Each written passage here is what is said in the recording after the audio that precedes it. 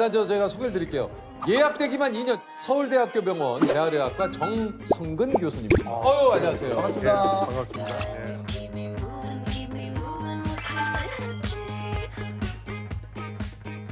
교수님께서 그 척추 관련 인터넷 카페에서 일명 척추의 신으로 척신. 뭐 인터넷에 신이 많아요. 뭐 공부의 신, 뭐 장사의 신. 뭐 되게 많아요. 네네네. 근데 여기 또 척추의 신을 처음 만나보네요. 아니 근데 아까도 얘기했지만 교수님한테 진료를 받으려면 지금 예약되기가 2년이래요. 2년. 야, 그 제가 만약에 오늘 허리가 아프면은 2년 뒤에 2년 이제 기다려요. 저희들이 다 허리가 안 좋아요. 아, 그러세요? 목하고. 예. 제가 뭐 말씀드리면 저는 허리 디스크가 너무 심해서. 아, 그러세요? 예. 사실 여기 사실은 네. 그런 분들 되게 많을걸요? 우리 작가님도 그렇고. 저는 다들. 진짜 뭐 교수님 제가 뭐 갑자기 뭐 진료를 받는 건 아니지만 아니, 잠깐만. 하지 마요. 2년을 기다리죠. 자, 여기서 지금 허리에 관한 진료 얘기하지 마요. 교수님, 여기서 진료해 주시면 안 돼요. 아니, 저는 이거 이제 다른 환자분한테. 진료가 아니라 나도 지금 허리 안 좋은데 아무 얘기도 안 하잖아. 그 2년. 자, 그만하세요. 달았어. 척신 신. 달았어요. 우와, 달았어. 아니 그래서 이제 병원 홈페이지에 진료 예약되기가 상당히 길므로 인터넷에 있는 제 동영상을 보시고 그대로 따라해 보시기 바랍니다. 진료를 하지 않고도 해결되는 경우가 많습니다. 이렇게 올려져 있다고요. 맞습니다. 네. 예. 저절로 좋아지는 경우 굉장히 많습니다. 나쁜 것만 하지 않으시면. 이게 암이나 코로나 같은 이런 균이 들어온 게 아니고 우리가 일상생활에서 계속 허리를 잘못 사용해서 그런 거거든요. 결국은 본인이 아셔야 되거든요. 그러니까 아무리 제가 뭐 주사를 놓고 뭐 해도 금방 또 재발해서 오세요. 맞아요. 나쁜 운동해서 재발해서. 아, 오세요. 맞습니다. 너무 예약되기가 길어지다 보니까 이런 정보들을 인터넷에 좀 올리신 맞습니다. 거죠. 예. 안녕하십니까. 오늘은 허리에 부담이 적은 스쿼트에 대한 말씀입니다. 자, 뒤꿈치를 들어 올리는 동작인데요. 처음엔 너무 높이 들지 말고 살짝 들었다 냈다 하는 아픈 허리에 대한 직방소화기다. 이렇게 보시면 됩니다. 여러분들을 도와드릴 수 있도록 하겠습니다. 어느 날 저한테서 잘 치료됐다가 좋아진 환자분이 다시 아파서 오셨는데 자세히 여쭤보니까 나쁜 운동을 하고 계신 거예요. 아, 그런데 유튜브를 보니까 그런 거 하라는 유튜버가 많더라 해서 그 운동을 하신 거예요. 그래서 아, 이렇게 해서는 안 되겠다 해서 그때부터 이제 잘못된 그 유튜버들의 그런 내용을 조금 바로잡아야 될 것 같아서 그때부터 만든 게 이제 지금까지 이어져 오고 있습니다. 아니 근데 이게 허리 디스크는 이게 뭐 여러 가지 요인이 있겠습니다. 네네네. 보통 왜 생기는 건지. 많은 분들이 잘 모르고 계시는 게 있는데요. 네네. 제일 중요한 게 유전입니다. 유전. 아, 유전이에요. 유전. 그 일란성 쌍둥이 중에 남자 쌍둥이 150쌍 정도 모아가지고 형은 육체 노동을 많이 하고 동생은 그냥 이렇게 네. 그런 두 명의 이 허리 쓰는 게 완전히 다른 쌍둥이만 150쌍을 모았어요. 그러고 나서 MRI를 찍어봤더니 몸을 쓰는 거하고 별로 상관없이 쌍둥이라는 이유만으로 디스크의 퇴행이 비슷하게 가더라. 유전이 한 60% 정도 되고요. 무거운 걸 들거나 아니면 가벼운 거라도 계속 반복했을 때 나쁜 자세로 오래 앉아 계신다. 아 근데 이게 참 그게 참 요즘 또 이제 스마트폰 보고 네. 뭐 컴퓨터를 보신다든가 노트북, 이게 자세가. 컴퓨터 이렇게 하시고. 예. 사실 목 디스크 생기는 가장 큰 이유가 스마트폰이라고 저는 봅니다. 왜냐하면 2010년, 11년 되면서 목 디스크 환자분들이 확 늘었어요. 한 20% 이상 늘었습니다. 스마트폰의 보급과 동시에 그래서 제가 아주 지하철에 갈 때마다 아주 깜짝깜짝 놀랍니다. 왜요? 학생들 다 이러고 있으니까. 아, 정말 그러면은 지하철에 타더라도 예. 휴대폰을 이렇게 보면 좋습니까? 이렇게. 그렇죠. 예. 더 높이시면 더 좋습니다. 지하철 손잡이에 갖다 대고 오시면. 근데 이걸 언제까지 들고 있을 수 있을까요? 이러고 있다가 서 계시는 분하고 눈이 마주칠 수 있잖아요. 그럴 수도 있고. 근데 이제 목을 위해서는 좀 약간 예. 최대한 그러면 그거는 좀 알려줄 수 네. 있을까요? 지금 이제 시청하고 계신 자기님들께 네네. 지금 살짝 스트레칭할 수 있는 법. 자기 전에 그냥 살짝. 목에 가장 좋은 스트레칭은요. 예. 사실은 뭐 이런 스트레칭은 오히려 예. 목 디스크에 많이 하죠. 해롭습니다. 안 좋아요? 저는 추천하지 않습니다. 그럼 매일이요. 왜 매일 이거 하는데? 목이 안 좋아갖고 이거 매일 하는. 그래서 여기 계속 뻐근하신 거 아닙니까? 아. 여기 뻐근하시죠? 예. 이 윗등에 곰 한 마리 올라간 것 같아요. 네. 그러시죠? 목 디스크 내부가 찢어지면 그렇게 아프세요. 여기 사람 한 사람이 올라가 있다. 좀 더 심하면 곰 한 마리가 올라가 있다. 이렇게. 아 이렇게. 예. 이 허리를 먼저 꼿꼿이 하시고요. 예. 견갑골을 뒤에 붙여서 허리를 꼿꼿이 하고 견갑골을 뒤에 붙이고 턱을 살짝 치켜들면서 위를 쳐다봅니다. 요때 네. 목 주변이 아픈 건 좋은 겁니다. 그래요? 찢어진 디스크가 붓는 통증입니다. 목 주변이 아프면. 근데 아픈데요? 이때 팔이 막 저리잖아요. 네. 그건 좋지 않습니다. 저린데. 팔이 저리세요? 네. 아 그러면 팔이 저리기 직전까지만 가세요. 가다가 팔이만 가세요. 가다가 팔이 이거 저리면 죄송한데 그 언더티 좀 입으면 안 돼요? 아유. 아니 여름이라 이거 셔츠도 얇아졌는데 그거. 제가 이것 때문에 등이 굽었어요. 이게 숨기려고. 아 그러세요? 하도 뭐 하는 거야? 그래서 그렇죠. 죄송합니다. 이러고 다녀요. 아니 그 좀 완치가 어렵습니까 디스크는요? 이게 어떻습니까? 뭐 수술을 받는 경우도 있고 뭐 시술을 받는 경우도 있고 뭐 네네. 다양한 경우가 있는데. 완치란 게 이제 찢어졌던 디스크가 완전히 붙어서 옛날로 돌아간다. 는 불가능합니다. 아 그럼 불가능합니까? 네. 그런데 저만큼 많이 아픈 분을 좀 뵙기 힘들 정도로 저도 많이 아팠는데 그렇게 극도로 아픈 통증을 한 5년, 6년 가지고 있다가 하나도 안 아프게 되는 게 완치라고 하면 완치가 됩니다. 근데 이게 또 운동을 하면 이게 허리 근력을 좀 강화를 한다는 저도 그 얘기 들었어요. 저도 좀 운동을 그래서 좀 시작을 한 거거든요. 네. 네. 그게 바로 완치가 안 되는 원인이실 수 있습니다. 잘못된 운동을 하시기 때문에. 아 그렇군요. 예, 허리 그 디스크가 손상이 되기 전에는 운동을 하면 할수록 허리가 튼튼해지는데요. 한번 손상이 와서 상처가 생긴 사람은 원래 찢어지기 전보다는 약하니까 세게 운동을 하면 뭐 윗몸 일으키기를 한다든지 내가 허리를 튼튼하게 만들어서 안 아프게 하겠다고 하는 순간 그 운동을 하면 할수록 디스크는 점점 찢어집니다. 그게 언제 나타나냐 하면요. 아침에 눈을 딱 떴을 때 허리는 하나도 안 아픈 게 제일 좋은 겁니다. 그래야 그 허리가 낫습니다. 잠자는 동안에 디스크가 붙으니까. 근데 아침에 일어날 때마다 허리가 아프시다는 것은 아주 안 좋은 징조입니다. 오늘 그래서 오늘 그 잘못된 스트레칭부터 이렇게 조금 그 허리에 좋은 운동 네네. 교수님께서 조금 오늘 저희들에게 좀 알려주시라고. 진짜요? 제일 흔히 네. 그 잘못된 운동을 가르치는 게 뭔가 하면요. 아이고. 누워서 무릎을 세운 다음에 이 등으로 바닥을 누르라는 이런 운동이 있습니다. 이게 절대로 나쁜 겁니다. 이게 정말 많은 분들이 이거 하고 계세요. 이게 이제 전세호 이렇게 한 상태에서 이렇게 올리고 허리를 이렇게 허리로 바닥에 조금 바닥을 붙여라. 예. 복근에 힘이 약간 들어가면서. 약간 들어가네요 복근의 힘이. 예, 이거 나쁜 겁니다. 이거 안 예, 좋습니까? 아주 나쁜 겁니다. 두 번째는요. 예. 이런 거 많이 하세요. 이 다리 잡아 당겨. 예, 이거. 저 이거 예전에 많이 했거든요. 이거 아주 선생님. 나쁜 겁니다. 이거 그 허리 아플 때 이거 운동 많이. 하고 나면 시원한데요. 예. 그 시원한 거는 이제 근육이 좀 풀려서 시원해지는 그게 한 20분 정도 지속됩니다. 그러고는 디스크 찢어진 통증은 다음날 아침에 오는 거죠. 그래서 아침에 아프신 거예요. 진짜 선생님 그 말씀을 듣고 보니까 제가 이게 허리가 안 좋다 보니까 늘상 이런 운동들 이렇게 좀 이런 거. 이거 두 배로 안 좋은 운동입니다. 그러니까 다음 날. 이거에 두 배로 안 좋은 운동. 다음 날 말씀하신 대로 선생님 이거 하고 나면은 뻐근하시죠? 아침에는 막 허리가 너무 아파가지고. 절대로 하지 마십시오. 네 배로 나쁜 운동. 뭐예요, 선생님? 이렇게 해가지고 이거 우리 많이 하는 건데. 이거 네 배로 나쁩니다. 절대로 하지 마십시오. 그래요? 이거 보통 이거 많이 허리에 이거 많이. 저는 강도가 와가지고 목에 칼을 들이대도 절대로 하지 않습니다. 정말입니다. 나쁜 운동입니다. 이건요? 이렇게 누워서 봐야 그것도 사실은 추천하지 않습니다. 이게 이제 허리나 이게 그 지금 척추 쪽이 그 건강하신 분들은 이건 뭐 굉장히 좋은 상관없죠. 운동이에요. 상관없어요. 근데 다만 이제 척추 쪽에 사실 뭔가 좀 통증이 있으신 분들은 저희가 지금 알고 있는 저도 지금 교수님한테 처음 들었어요. 이게 좀 허리 안 좋다라는 거. 그러면 중요한 거는 이제 그러면 어떤 운동이 도대체 이게 허리 회복에 좀 좋은 운동인지를 해야 됩니다. 예를 들면 이렇게 하는 거죠. 이렇게 엎드려서 이제 좋은 운동이죠. 좋은 운동이죠. 엎드려서 이제 양손을 야구 바트 잡듯이 이렇게 잡아가지고는 네. 턱 밑 벽에고는 코로 숨을 크게 들이십니다. 네네. 그다음에 입으로 숨을 천천히 내쉬는데요. 이거 할 때 제 허리를 한번 보시면 네네. 숨을 들이쉬면 제가 허리가 올라갔다가 숨을 내쉴 때 천천히 내려가면서 이 요추점만 C자 곡선이 만들어집니다. 이게 가장 좀 허리에 C자를 만들 수 있는. 그렇죠. 이게. 이렇게 해서 이렇게 해서 코로 숨을 깊이 들이쉽니다. 빨리. 그다음에 입으로 숨을 천천히 끝까지 허리가 쑥 쑥 들어가네요. 내려가죠. 쑥 내려가죠. 지금 여기 보시면 허리가 올라갔다가 내쉬어 보십시오. 쑥 내려가죠. 저 쑥 내려가는 그 과정에서 몇 주 전만에 만들어지는 거거든요.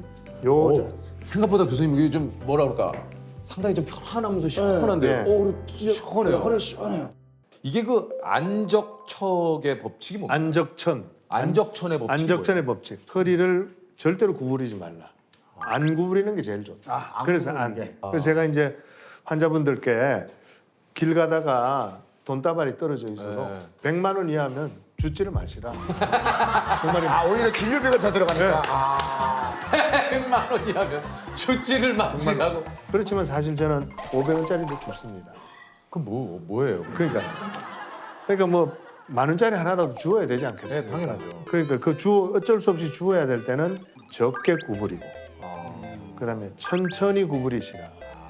예를 들면 뭐 돈이 떨어지는 건 아니지만 어떤 식으로 이제 교수님이 추천하는 자세는 그러니까 어떻게 뭐 주셔야 이렇게 됩니까? 여기 바닥에 물건이 떨어져 있을 때 이렇게 주면 허리가 많이 구부러지겠죠? 그렇죠, 그렇죠. 그때 디스크 쪽이 쭉 찢어집니다. 잘 붙어 들어가던 게 찢어져 버립니다. 그러니까 이렇게 한 1.5초 정도만 찢어집니다. 그렇기 때문에 이런 거 주울 때도 이렇게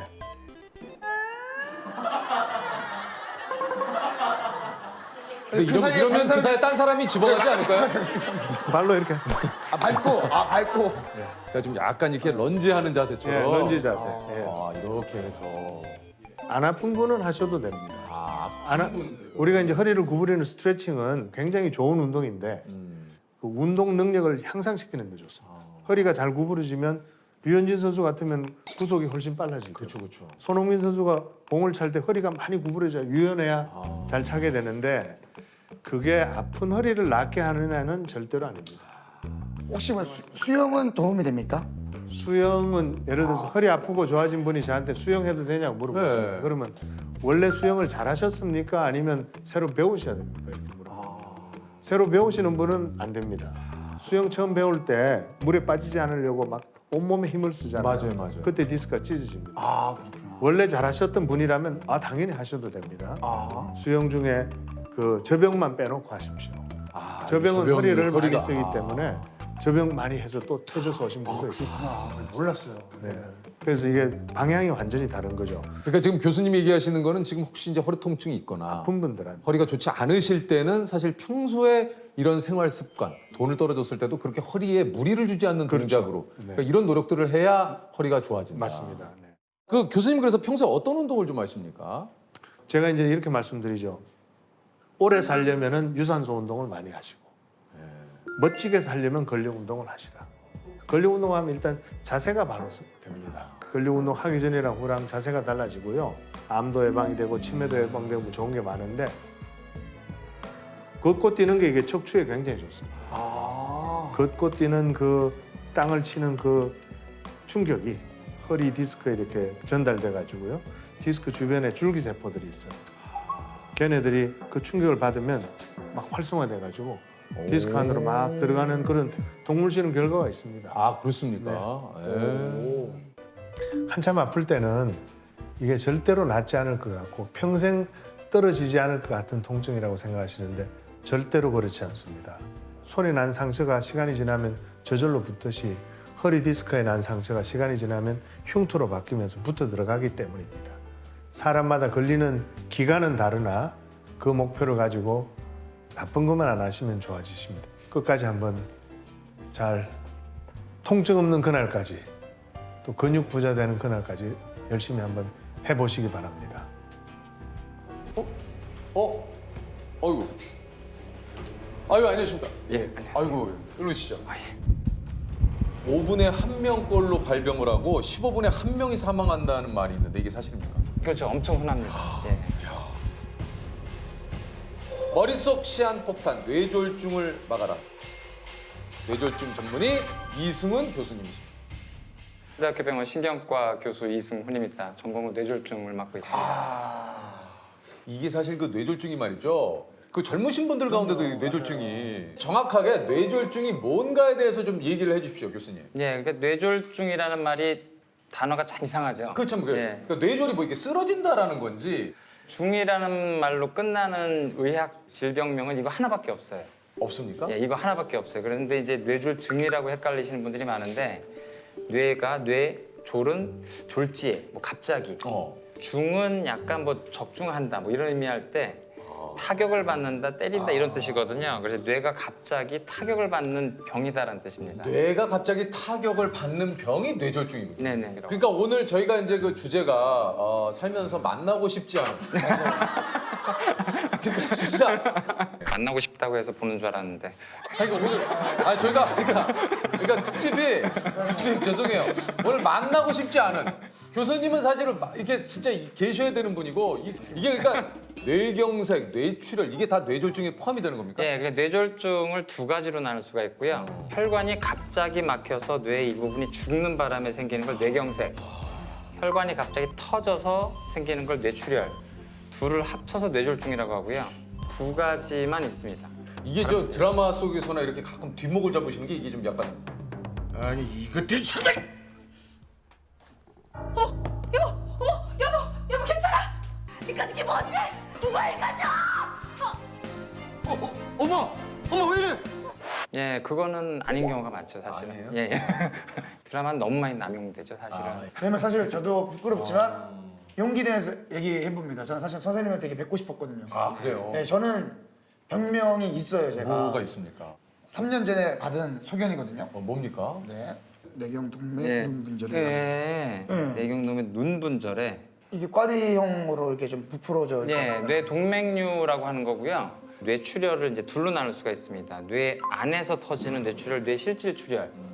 그다음에 뇌 바깥에 있는 큰 동맥이 터지는 걸 지주막하 출혈이라고 합니다. 근데 이 뇌동맥류가 지주막하 출혈의 가장 큰 원인이죠.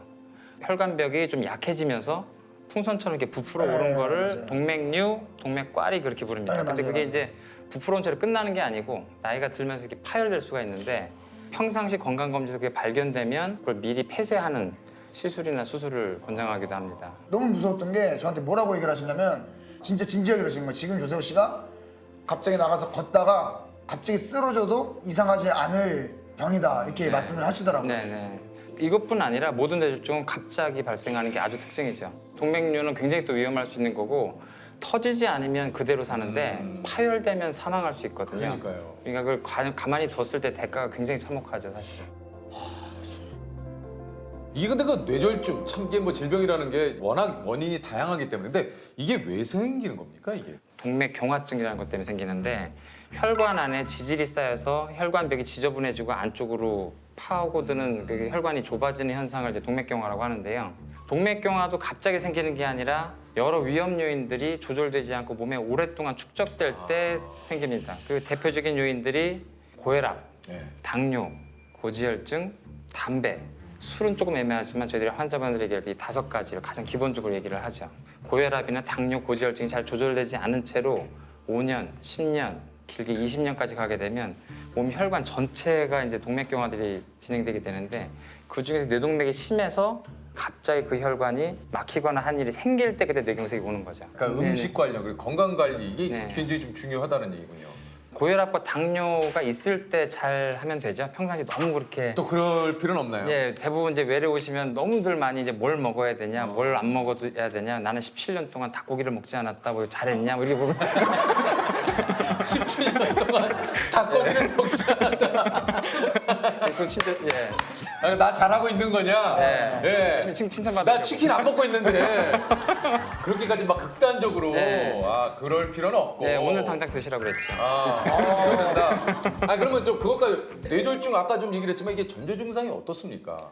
뇌졸중이 올 때 흔한 증상이 편마비라고 해서 한쪽 팔다리가 마비되거나 발음이 잘못 나오거나 이제 어지럽거나 물체가 2개로 보이거나 한쪽이 안 보이고 이런 증상이 있습니다. 근데 전조 증상은 그런 증상이 생겼다가 귀신같이 딱 없어집니다. 없어져요. 예, 한 5분, 10분 내로 없어져 버려요. 그러면 이제 내가 꿈을 꿨나? 아니면 이게 지금 내가 착각한 건가? 졸렸나? 뭐 이렇게 착각하실 수가 있어요. 근데 그건 혈관이 막혔다가 혈전이 막혔다가 몸이 뭔가 혈전 용해 성분 때문에 뚫린 거거든요. 갑자기 혈액이 다시 들어가니까 좋아진 거란 말이에요. 근데 동맥경화가 같은 그 위험병들은 현재 그대로 가지고 있기 때문에 재발할 가능성이 엄청나게 높습니다. 그냥 그분은 증상이 생겼다가 풀리면 당장 응급실 오셔야 돼요.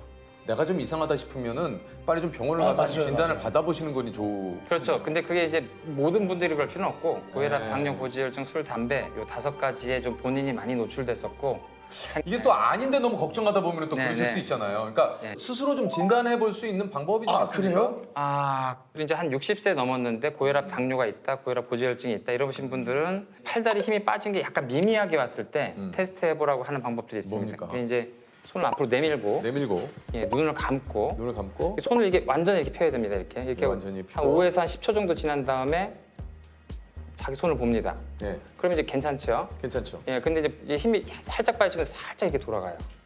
아 이게 한쪽이요. 이거 못 버티고 이렇게 살짝 이렇게 돌아가요. 아니면 이게 살짝 떨어지기도 하고. 그리고 다리도 마찬가지로 이제 양쪽 다리를 이제 침대 위에서 양쪽을 동시에 올리고 눈을 감고 있어라 그러면 한쪽이 살짝 떨어집니다. 그래서 이제 그걸 본인은 못 느끼겠는데 아주 경미한 위약이 있을 때, 마비가 있을 때 테스트 해보라고 하고요. 발음 같은 경우는 약간 발음이 이상한 것 같다 그러면 이제 간단한 발음 3가지. 맘마, 랄라, 가가 3가지 해봅니다. 그게 이제 발음이 뭉개지면 이 환자 구음장애, 발음장애가 있다. 아, 맘마, 맘마, 가가, 랄라, 갈라. 예, 맘마가 이제 입술에서 나는 소리고요. 맘마 랄라는 맘마. 경국에서 나는 소리고 가가. 랄라 가가는 이제 연국에서 나는 소리니까 그 3가지를 간단하게 빨리 테스트 해보는 거죠. 아 여기 또 이제 테스트 또 하나가 뭐가 있습니까? 얼굴 찡그림을 하라고 합니다. 사실은 얼굴이 보통 약간 비대칭이라서 사실 뇌졸중이 생겼을 때 얼굴 찡그림 좀 확실하거든요. 그래서 이 해보라고 했을 때 이걸 땡기지 못하게 툭 쳐지시는 분들이 많이 있어요. 뇌졸중이 생기면. 그래서 이제 이쪽이 쳐졌을 때 이쪽에 마비가 있다. 그럼 이쪽에 뇌졸중이 생겼을 가능성이 있다라고 생각을 하죠. 네, 대칭입니다. 예. 네, 네 대칭. 뭐 뇌졸중을 또 예방하는 거 이게 그러니까. 요거 좀 예방할 수 있다 하는 거 좀 있습니까? 암이라는 병은 다른 예고 없이 그 암이라는 병이 갑자기 찾아오지 생기고 감염도 갑자기 찾아오는 거지만 뇌졸중은 합병증입니다. 고혈압이나 당뇨, 고지혈증 이런 게 오랫동안 축적이 돼서 계속 혈관에 스트레스를 줄 때 동맥경화가 생기는 거니까 사실은 고혈압하고 당뇨 같이 아주 진단하기 쉬운 이 질환을 평상시에 잘 진단하는 게 굉장히 중요하죠. 고혈압 사실은 진단이 너무 쉬워요. 평상시 집에서 팔뚝 혈압계로 혈압을 자주 재보시기만 하면 140에 90을 넘는 게 조금 흔하다. 그럼 고혈압일 가능성이 높은 거고 당뇨 같은 경우는 1년에 한 번씩 피검사로 딱 한 가지만 그냥 하시면 됩니다. 그 당화혈색소라는 수치가 있는데요. 네. 6.0을 넘어가면 이제 당뇨될 가능성이 높아진다. 근데 고혈압이든 당뇨든 처음부터 갑작스럽게 심하게 나타나는 게 아니고 서서히 올라가거든요. 네. 서서히 올라갈 때 초기에 2가지를 잘 잡으면 그대로 갑니다, 사실. 사실 혈압이 200이 돼도 본인은 모르거든요. 계속 모르고 있다가 그걸 수년, 수십 년 살다가 나중에 혈관이 완전히 심한 동맥경화가 된 상태에서 발견되거나 더 심하게는 혈전이 생겨서 막혀서 불구가 된 상태로 이제 병원에 오시게 되는 경우가 굉장히 많은 거죠.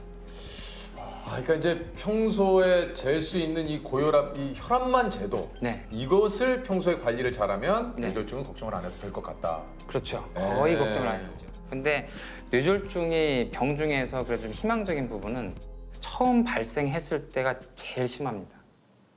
그 다음부터는 대부분 환자분 치료에 의해서 거의 다 나아져요. 좋아져요. 100% 좋아지는 사람도 있고 경미하게 좋아지는 사람도 있고 그대로 가는 사람도 있지만 처음 만났을 때가 제일 나빠요. 그래서 환자분들한테 제일 좋은 소식은 지금이 최악입니다.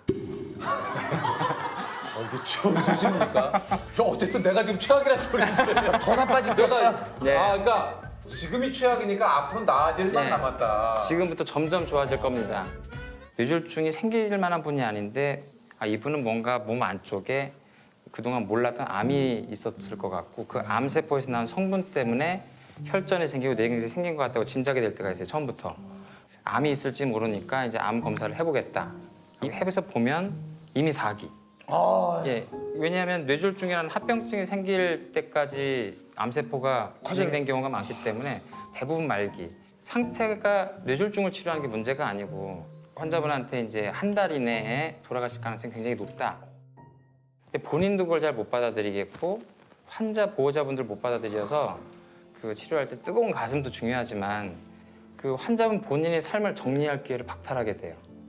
굉장히 차가운 이성으로 설명을 해줘야 될 때가 있거든요. 그래서 근데 그런 좀 설명을 할 때 이게 참 어제도 어머님은 지금 이미 굉장히 심한 뇌출혈과 뇌경색으로 돌아가실 가능성이 절반 이상이고 앞으로도 좋아진다 하더라도 보호자분을 알아보기 힘들거나 대화가 안 되거나 휠체어에 타게 될 가능성이 높다.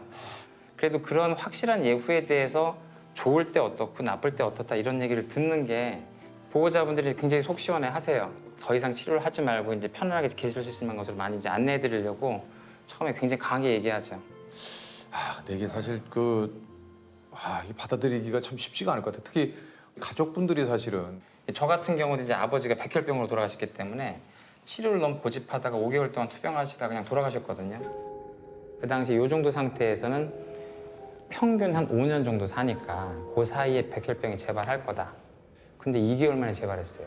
제가 그때 전공이 3년 차였는데 빈혈을 내가 진단을 못하다니 눈만 까봐도 되는데 이게 집에서 아버지라고 진찰도 안 한 거예요. 어지럽다는데 괜찮아 이런 거죠. 그러니까 나중에 보고 응급실에서 아버지 눈을 까고 제가 깜짝 놀랐어요. 너무 낮아서 헤모글로빈 수치가 너무 낮아서 굉장히 부끄럽더라고요. 항암 치료하고 조금 관해됐다가 다시 이제 암세포가 나오고 또 암세포가 나오고 이랬던 거였죠. 이제 포기하고 아버지가 이제 삶을 정리할 수 있게 자세히 지금 상황을 설명하고 그때 그래도 아버지랑 대화할 수가 있었거든요. 이제 어머니는 그걸 도저히 받아들이지 못하시고 그러다 보니까 그대로 끌려가서 아버지가 본인 상황도 모른 채로 나중에 혼수 상태가 되고 돌아가셨어요. 병이 악화되는 과정에서 자기가 어떤 상태고 어떻게 악화되고 있는지 제대로 설명을 들어본 적이 없는 거예요. 그럼 아버지는 자기가 좋아지는 줄 알고 웃었다가 이러다가 착각을 하고 돌아가신 거지. 내 몸이니까 내가 결정을 할게. 그 말이라도 스스로 할 수 있게 다 정보를 줘야 되는데 우리가 정보를 다 막은 거죠. 듣지 못하게. 우리가 다 듣고 그리고 우리가 판단해서 얘기를 하고 자기가 가진 병도 끝까지 다 알 권리가 있다고 생각해요. 환자는. 아버지의 그런 병과 관련된 기억은 앞으로 환자를 만날 때 어떻게 해야 되는지에 있어서 굉장히 중요한 교훈을 준 케이스라고 생각해서 항상 곱씹어보죠. 어떻게 의사를 시작하신 겁니까? 원래 의사를 시작한 것도 좀 애매하게 시작이긴 했는데 공부를 하다 보니까 갑자기 의대에 왔더라고요. 그러니까 공부 잘했으니까 오신 거잖아요. 공부를 얼마나 해야 갑니까 여기 의대를. 지금까지 되게 네. 이미지 좋았거든요. 근데 갑자기 마지막에 약간 교수님 흥분했어요. 교수님 손으로 확 밀었죠 지금. 저 정말 뭐 사실은 공부 잘하셨고. 의대를 가겠다는 결심으로 오게 된 건 아니었고 그냥 집안의 기대 때문에 나도 모르게 이제 그렇게 들어온 다음에 환자를 보는데 힘들어요, 굉장히. 한 3시간 정도 외래를 보는 동안 환자를 한 60명에서 한 70명 정도 봐야 됩니다. 3분을 채 못 써요. 그러니까 이제 굉장히 높은 수준의 지식을 전달하고 환자들한테 앞으로 삶에 대해서 얘기하고 싶은데 그러기 힘드니까 알게 된 지식이나 아니면 알게 된 물질이나 이런 것들을 좀 소개하고 싶습니다. 그래서 사실은 알게 된 지식에 대해서 논문을 많이 쓰고 최근에 좀 교과서도 쓰고 특히 뇌출혈, 지주막하 출혈 환자들 이제 사망하지 않게 만드는 그런 신약을 이제 2012년부터 연구한 게 있어서 그거를 지금 신약으로 꺼내기 위해서 굉장히 노력 중입니다. 그래서 사실은 개인적으로 생각하는 좌우명이 있는데 스티브 잡스가 돌아가시기 전에 이제 항상 했던 얘기 중에 굉장히 유명한 말이 이 대우주에 네가 흔적이라도 남기지 않으려면 여기 뭐하러 태어났냐라는 말이 있고 무하마드 알리 같은 경우는 수많은 명언을 남겼지만 네 꿈이 만약에 너를 두렵게 하지 않는다면 그 꿈은 충분히 크지 않은 것이다 라는 말이 있습니다. 그래서 저희가 그 무하마드 알리의 명언은 나비처럼 날아서 벌처럼 살아. 나비처럼 날아서 벌처럼 쏴라. 근데 무하마드 알리가 그런 얘기도 했습니까? 뭐라고 그랬다고요? 무하마드 이 알리가? 꿈이 크다. 네 꿈이 널 두렵게 하지 않는다면 그 꿈은 충분히 크지 않은 것이다. 크지 않은 것이다. 그러니까 제가 가진 꿈은 지식을 알려주고 약을 소개하고 싶은데 그 사이에 굉장히 많은 허들이 있고 직원들도 점점 많아지고 이런 상황에서 두려운 게 굉장히 많아집니다. 근데 이제 무하마드 알리가 했던 그런 말 그리고 그 스티브 잡스가 했던 말 네가 여기서 그냥 이대로 똑같이 다른 의사들과 같은 일을 할 거라면 뭐하러 태어났냐라고 저한테 채찍질하는 것 같아서 그래서 지금 남은 인생 동안에 새로운 신약을 가지고 새로운 치료의 기회를 주고 싶은 게 제 꿈입니다. 근데 이제 좀 이런 그 선생님의 나름의 그 사명감을 가지고 이렇게 신약을 개발하는데 저는 역시 속물인가 봐요. 신약 바이오주구나. 신약. 이건 어떤 또 바이오주지. 저는 또 다른 것보다 빨리 선생님 번호를 알고 싶다는 생각이 전화해서 밤에 선생님 나 어지러운데 괜찮아요? 이런 걸 물어봐도 괜찮을까? 근데 정말로 좀 얘기하셨듯이 이게 좀 신약이라는 게 빨리 좀 개발이 돼가지고 이게 좀 많은 환자분들께 근데 저는 이제 궁금한 게 신약이 만약에 나오기까지 선생님 뭐 무식한 질문일 수도 있지만 왜 이렇게 오래 걸리는 건가요? 이게 여러 가지 뭐 1상, 2상이 있고 네. 3상이 있고 그러니까 뭐 그러니까 약을 처음에 만들면 동물에서 효과가 있다는 걸 이제 효능 시험을 보고요. 그렇죠. 그 다음에 독성과 이 양리학 상태를 보는 걸 반드시 통과를 해야 돼요. 그래야만 규제기관한테 그 서류를 낼 수가 있거든요. 그 과정에 들어가는 돈이 10억에서 한 20억 원 정도가 필요합니다. 그러니까 약을 개발했어도 투자를 받지 못하면은 서류를 낼 수가 없어요. 그래서 이제 FDA나 우리나라 식약처나 그 서류를 내면 그 다음부터 일상을 시작을 합니다. 이제 1상이에요? 예, 그 다음 일상. 여태까지 계속 동물만 했습니다. 아니 그럼 아 동물이 아니고 그렇게 하는데 한 몇십억이 드는 거예요? 예, 20억이 기본 20억은 들죠. 그래서 일상을 할 때 또 한 20억, 30억 들고 그다음에 2상을 하고 3상이 이제 마지막으로 환자한테 효과를 보는 거거든요. 그때 할 때 이제 약에 따라서 다르지만 한 1,000억 정도 들고. 이러니까 이 신약 개발이라는 게 어마어마한 게 네. 너무나 많은 돈이 들어가기 때문에 이래서 신약 개발이 그렇게 힘들고 굉장히 어렵죠. 아직 토양이 그 정도로 성숙해 있질 않죠. 그러니까 지금 네. 이제 코로나도 이제 전 세계에서 지금 우리나라를 비롯해서 그렇죠, 신약 이렇게 이제 개발을- 신약 개발과 이 백신을 만들기 위해서 노력을 하고 있는데 사실 코로나는 굉장히 비상사태라서 그걸 지금 굉장히 많은 회사들이 많은 돈을 가지고 압축적으로 하고 있어요. 그러니까 1년 안에 개발하던 과정과 약까지 나오는 게 가능할지도 모르겠다 이 뉴스 나오지만 그러니까요. 저희들 입장에서 판타지입니다. 이건 사실은. 이거는 사실 판타지. 예, 대부분 빨라야 한 3년 정도 걸리고요. 오래 걸리면 10년 정도 걸리거든요. 개인적으로는 저는 얼마 전까지만 해도 내년까지도 힘들 거다라고 생각을 하고 있었는데 지금 굉장히 많은 회사들의 진도가 꽤 나간 걸로 봐서 내년엔 풀리지 않을까 기대하고 있습니다. 참 진짜 이거 이게 얘기를 듣다 보니까 이게 약 하나 개발하는 게 그 엄청난 시간과 노력을 기울인 그 결과물이군요. 예. 취미는 뭐가 있으세요? 약간 얘기하기가 좀 왜요? 오글거리지만 그래서 사실은 저는 이게 평상시에 이제 시간이 있을 때는 다양한 자세로 생각하는 걸 되게 좋아합니다. 야 정말 역대 수없이 많은 저희가 또 수제분들도 만나고 네. 수많은 의사 선생님을 만났지만 상상도 못 해본 취미야. 다양한 자세 잠을 자는 것도 아니고 계속 걸어다니면서 생각한다든지 갑자기 지하철 안에 생각한다든지 아니면 앉은 자세로 생각한다든지 그냥 음악을 틀어놓고 생각한다든지 그러니까 예. 오로지 선생님의 그 하나 생각은 지금 이 신약을 어떻게 만들어낼 것인가 여기에 예, 지금 그런 것과 지금 쓰고 있는 논문의 가치와 그걸 논문을 어떻게 하면 잘 쓰고 어떻게 인정받을 것인가 뭐 그런 쪽으로 많이 제 생각이 됐죠. 그러니까 이게 아까 얘기했잖아요. 꿈의 크기가 네가 뭐라 그랬더라? 아까 알리가 뭐 나비처럼 알리가- 날아서 벌처럼 자 그거 할 거 알리가 아니면은 얘기도 하지 말아라. 네가 어? 꿈을 꿀 거면 벌처럼 날아라. 아니요? 야, 진짜 죄송합니다. 저 몰랐어요. 뭐 벌처럼 해서 나비로 날아라 뭐 그런 얘기예요.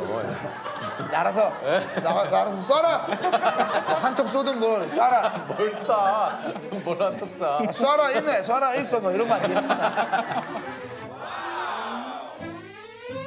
나를 만나지 않으려면 지금 당장 이것을 해라 하는 게 나를 만나지 네. 않으려면 지금 당장 이걸 내라. 뭡니까? 1번은 담배를 끊어라. 끊어라. 시작도 하지 말고 피고 있으면 당장 끊어라. 아 정말. 피지 마라. 저도 끊었지만 백해무익입니다. 백해무익이고 진짜 시작하지 않은 게 제일 좋아요. 네. 네, 담배는 진짜. 두 번째는 고혈압이나 당뇨에 대한 두려움을 떨쳐라. 고혈압을 태어나는 사람은 거의 없어요. 당뇨를 태어나는 사람은 거의 없고 나이가 들면서 걸리게 되는 건데 두려워해서 진단을 회피하고 먹어야 될 약을 안 먹는 게 훨씬 더 병을 크게 만드는 거예요. 그러니까 1년에 한 번 정도 검사를 하고 초기일 때 빨리 잡으면 그 병이 동맥경화를 안 일으키고 뇌졸중도 안 일으키게 됩니다.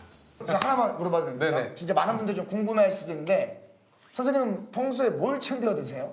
이거 중요하네. 네. 네. 선생님이 챙겨 드시는 게 뭘까? 교수님이 뭘 좀 챙겨 드시는 게 좀 있나? 네, 저는 일단 고혈압이 있어요. 제가 어머니 쪽을 닮았는데 그 목의 쪽이 굉장히 심한 심근경색 굉장히 많습니다. 그래서 저는 어릴 때부터 이제 체중 굉장히 찔 수 있고 혈압과 당뇨, 고지혈증 이거는 반드시 생기겠구나라고 이렇게 하고 있어서 한 대여섯 가지를 이제 챙겨 먹는데요. 아침에 일어나면 혈압약과 고지혈증약 을 반드시 먹습니다. 그게 제일 저를 챙기는 거죠. 아침에 일어나자마자 그거 예, 그것부터 챙깁니다. 스스로 제가 진단한 병은 한 20개쯤 됩니다, 몸에. 내 스스로. 예, 20개쯤 되는데 그중에 약을 꼭 먹어야 되겠다고 생각한 게 한 이제 4-5가지 정도 있는 거죠. 대학교 끝나고 과를 정할 때 손을 많이 좀 떨고 있었어요. 수전증이 좀 있었는데 그래서 이 떠는 것 때문에 아 나는 외과를 못 하겠구나 하고서 이 증상 때문에 외과 전체를 포기했었거든요. 정말 뭐 내가 괜히 가서 그쪽에 폐를 끼치면 안 되지라고 생각을 했는데 나중에 신경과에서 약 하나 먹으니까 없어지더라고요.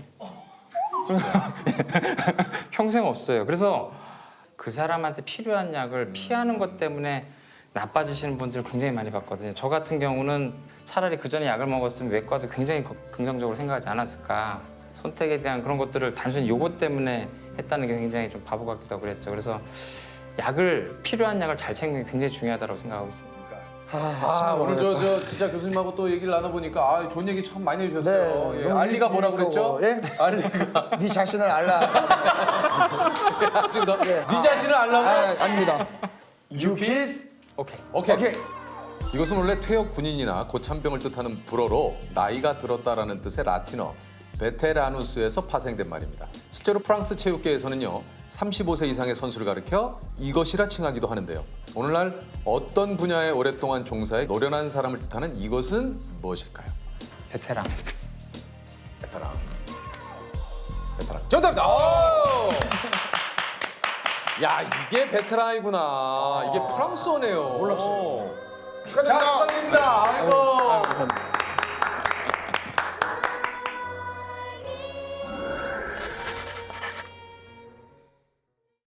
소개를 드리겠습니다. 5천 명의 자궁을 지켜준 세계 최고의 칼잡이. 서울병원 산부인과 행식내분비학 김미란 교수님이십니다. 안녕하십니까? 네, 안녕하세요. 네, 반갑습니다. 반갑습니다. 오늘 또 수술 끝나고 바로 오셨다고. 네, 너무 죄송해요. 보통 오전에 촬영하시는 걸로. 괜찮습니다. 근데 괜찮습니다. 예. 이게 당직들 다 하시네요. 당직비 받으셔야겠어요. 네. 당직비요? 네. 저희들은 뭐 당직비가 그래도 스태프분들은 이제 지금 야근하시는 거니까 사장님께서 좀 특별히 수당을 좀 주셔야 되지 않을까. 병원에 이제 6시 넘으면 당직으로. 당직비가 좋아, 나오는군요. 좋아, 네, 네. 과가 생식내분비학. 소개를 직접 좀 해주시죠, 교수님. 네.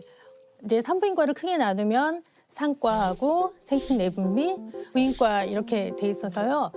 생식내분비 분야는 아기기 때부터 이제 생애 주기별로 사춘기 때, 또 가임기 때, 또 폐경기 이후에 모든 여성들의 질환을 종합적으로 다루거든요. 이게 어떤 진료를 좀 보시는지 여쭤봐도 되겠습니까? 저는 이제 자궁 근종 환자들 좀 많이 보거든요. 예. 저희가 사실은 좀 둘 다 남자다 보니까 이게 네. 조금 오늘 설명에 대해서 이렇게 어떻게 해야 될까 좀 고민이 좀 많으셨다고 그래요. 그러니까요. 어떻게 해야지? 저희들도 뭐 사실 이곳 그 유키스가 다양한 분야에 계신 맞습니다, 다양한 맞습니다. 분들의 이야기를 또 듣는 프로그램이기 때문에 저 같은 경우에는 이제 나경원 씨도 그렇고 병원에 또 혹시 있으면 일 있으면 가야 되기 때문에 네네네. 우리 교수님을 통해서 이런 것들을 또 알아야죠. 네네네. 그래서 오늘 같이 보면서 이렇게 설명을 할 걸 좀 네. 가지고 나오셨다고 네. 그래요. 설명을 좀 부탁드리겠습니다. 네네네. 네. 여성의 생식 기관인데요. 이제 여기가 자궁이에요. 자궁이고 그리고 난소가 양쪽에 있습니다. 여성분들도 난소가 2개인 거 잘 모르시는 분도 계셔요. 난소는 2개가 있고요. 제가 여기 좀 모형을 좀 가져왔는데 예. 이것은 이제 정상 구조예요. 정상 네네네네. 구조. 근데 이 모형은 여러 이제 질환들을 이제 보여주고 있어요. 그래서 질환을 좀 예. 보여주는 그런. 이제 이게 자궁인데 네네. 여기 이게 무엇일까요? 종양. 근종이에요. 근종. 네, 근종. 맞아요. 예.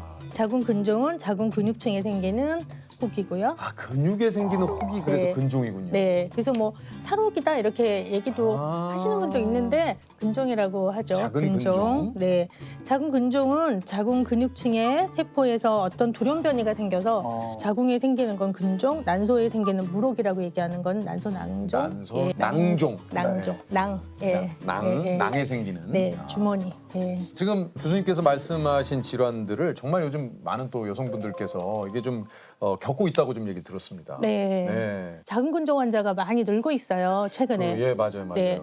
요즘은 이제 초경이 좀 빨라져서 여성 호르몬에 대한 노출이 조금 일찍부터 시작되는 것 같고 또 이제 많은 여성들이 또 일하고 하다 보니까 이제 결혼도 좀 늦게 하고 출산도 늦게 하고 그래서 출산하려고 봤을 때 아니면은 결혼하기 위해서 혼전 검사를 갔는데 뭐 근종이 큰 게 있다 이렇게 진단 받으시면 굉장히 놀라시죠. 그렇겠죠. 자궁근종 환자는 최근 5년간 최근에는 20, 30대 환자들이 급속히 늘고 있습니다.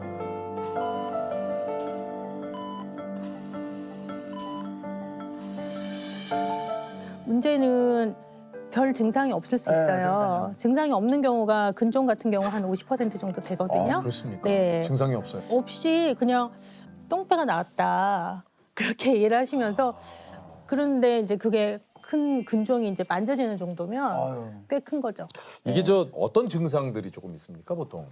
그러니까 이제 월경 과다라든지 뭐 생리통 같은 거 유발할 수 있는데 이제 복부에 만져지는 종괴. 그러면 이게 커지면은 소변을 자주 보게 되고, 네. 그리고 뭐 또 너무 커지면 뭐 배가 나오시겠죠. 네. 그러니까 그렇게 배가 나오시니까 아, 내가 네. 좀 살이 쪘나 보다 이렇게 생각을 하실 수도 그래서 있는 거예요. 다이어트 하시다가 이제 나중에 알게 됐다고 하시는 분들도 계세요. 그래서 초음파 검사 해보지 않으면 뭐가 혹이 없는지 이런 것을 좀 알 수가 없어서 대학생 정도 되면은 방학 때 한 번씩은 초음파 해보면 좋지 않을까. 이런 질환이라든가 이런 것들을 모르고 그냥 지나가게 되면 어떻게 되는 건지 또. 예. 이게 또 난임의 원인이 되거든요. 네. 생리도 엄청나게 양이 많으시고요. 제 환자분들 중에 나는 생리 많은 것은 내가 그냥 참겠다 그러시는 분도 계시는데 빈혈이 굉장히 심해지죠. 이제 헤모글로빈이 보통 한 12 이상이 정상인데 심하신 분은 뭐 7, 이제 5 정도 되면 이제 심장에서 부정맥이 뛰어요. 그렇게 이제 빈혈이 심해지면 계단을 오르내리기가 힘들다든지 뭐 그런 증상들도 있을 수 있고 또 드물게는 한 500명에서 1000명에 한 명 정도는 육종이라고 또 악성 종양도 있을 수 있어요. 그래서 그냥 암으로 이제 진단이 돼서 이제 돌아가시는 분도 계시고요. 아, 그러니까 이런 게 있으면 빨리빨리 좀 진단을 네. 받으셔가지고 치료를 받으시는 게. 그렇죠. 이 적당한 시기를 놓치지 않고 치료를 잘 받는 것이 네네. 굉장히 중요할 것 같아요. 근데 교수님 말씀을 엄청 잘하시네요. 전혀 긴장하시지도 않고 정보에 의하면 초등학교 때 4,400명을 이끄는 응원단장이셨다. 아, 응원단장을 하셨어요? 저 앞에 나가서 뭐 하는 거 참 좋아해요. 아, 진짜요? 네.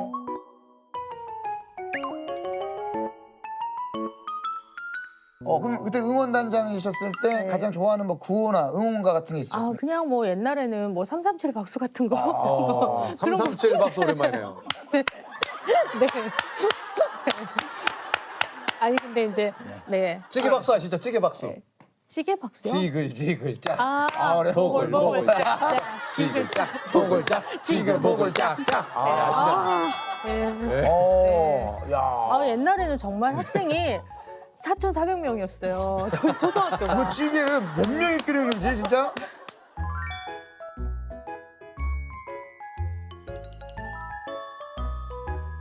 아니 근데 교수님께서 산부인과를 선택할 때 결심했던 신념 같은 게 좀 있으시대요. 네. 뭡니까? 제가 이제 인턴인데요. 인턴 때 옛날엔 정말 아기를 많이 낳았어요. 그래가지고 뭐 애를 너무 많이 낳다 보니까 막 인턴 선생님도 아기를 받는 거죠. 그래서 제가 새벽에 다들 자는데 아기를 받은데 뭐 아기 미끄러우니까 놓칠까 봐 막 아기를 막 이렇게 받았죠. 그래가지고 아기를 빨리 간호사한테 주고 이제 산모한테 제가 돌아가야 되는데 애가 저를 이렇게 딱 잡고 안 놓는 거예요. 줘야 그래요? 되는데 그게 이제 반사거든요. 아기들이 이렇게 잡는. 아, 네. 생명의 그 힘, 저 너무 감동했잖아요. 그래서 그 이후로 이왕 뭐 의사가 됐는데 뭐 소중한 자궁을 이렇게 지켜서 또 여성 건강을 위해서 내가 좀 평생 이바지해보겠다 그런 생각을 갖고 있어요. 여기 계시는 분 모두 다 어머니 자궁에서 나왔지 어디서 오셨어요? 맞아요. 그쵸? 맞아요. 저희들도 네. 뭐 다 기억은 못 합니다만 네. 다 거기서 온 거 아니겠습니까? 그러니까요. 예. 그래서 자궁이 뭐 박경린 선생님이 뭐 자궁이 지구다 뭐 이렇게 얘기를 하셨더라고요. 그래서 내가 또 무슨 지구 보호 뭐 특공대 뭐 이런 아, 그런 느낌. 생각을 가지고. 네 진료를 하러 갈 때 아주 비장한 마음으로 가요. 이건 전쟁이다. 내가 정확하게 해야 되니까.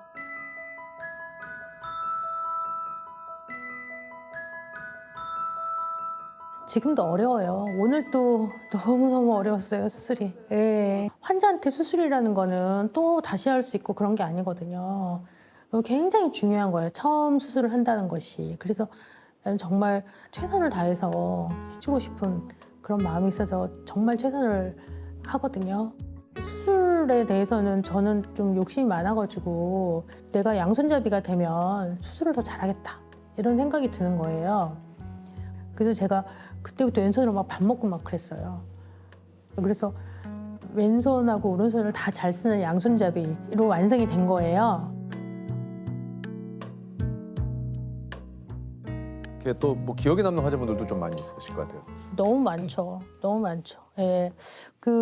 12년에 정말 자궁근종이 커가지고 그걸 잘 살려서 수술하기 굉장히 어려웠어요. 그래서 제가 로봇 수술을 했는데 첫 해는 제가 제왕절개 해드렸거든요. 예. 저 그때 제가 혼잣말로 그랬어요. 자궁아 너무 고맙다. 어떻게 그 심한 근종을 수술을 하고 세상에 아기를 키워냈니. 그렇게 생각했거든요. 요번에 셋째 낳으셨어요. 그래가지고 너무 축하드리고 중학생 수술한 적도 있어요. 중학생. 진짜요? 네, 중3이었는데 근종이 10cm. 그래서 10대에는 근종이 안 생긴다라고 말하시는 분도 계세요. 근데 10대에도 있어요. 네, 그래서 그 친구는 지금 꽤 됐는데 공부 열심히 해서 의사 선생님 되고 싶다고 했는데 잘 있나 모르겠어요. 이야. 순천에서 왔는데 대구에서 40대 분이셨는데 근종을 19개 정도 뗐던 것 같아요. 19개 뗐고 정말 마지막 희망으로 했는데 쌍둥이 나오셨던 분도 있으시고요.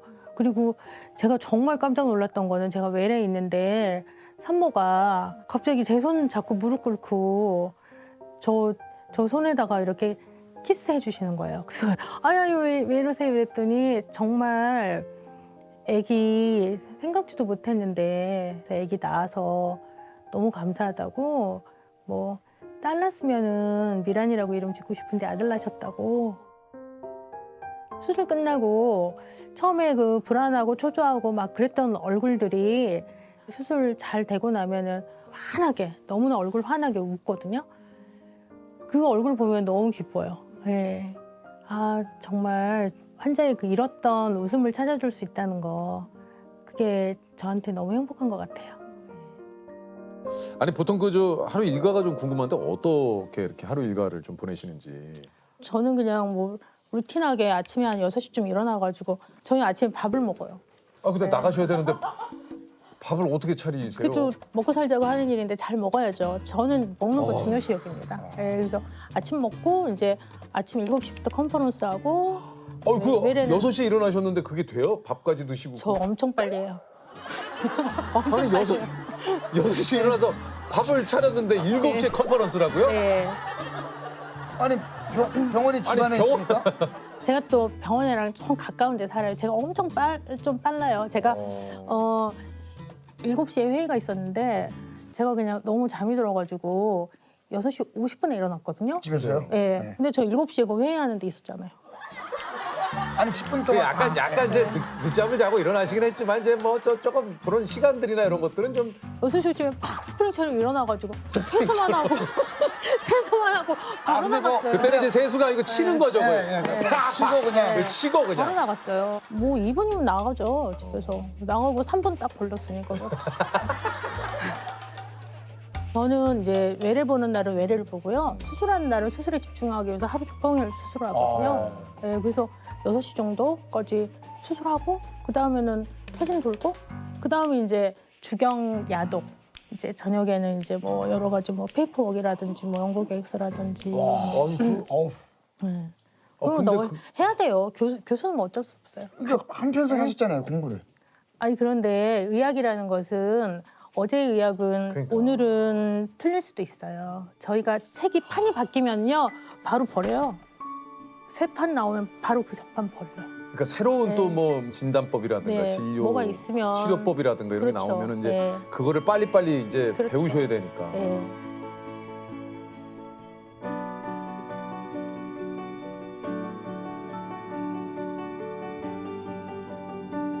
28년간 의사로 일하시면서 혹시 지치거나 힘들었던 순간도 좀 있으신지 궁금하네요. 아 제가 2010년에 유방암을 아 정말. 제가 아이고. 진단했어요. 제가. 아 정말요? 네, 그 수술방에 전화가 왔어요. 수술이 조금 늦어지고 있다고 해서 제가 이제 초음파실 가서 검사를 했는데 보니까 조금 안 좋은 것 같아가지고 조직 검사를 해갖고 제가 유방암 수술을 받고 네. 안 하셨었어요 그 전에. 했어요. 근데 갑자기 6개월 뒤에 초음파를 보라 이렇게 했어요. 그런데 제가 자꾸 시간이 없다 보니까 그게 7개월 되고 8개월 되고 9개월 되고 그래서 11개월 만에 검사를 한 거예요. 근데 어떻게 연기 다음에 1기, 2기 이렇게 가야 되는데 그냥 2기로 딱 가더라고요.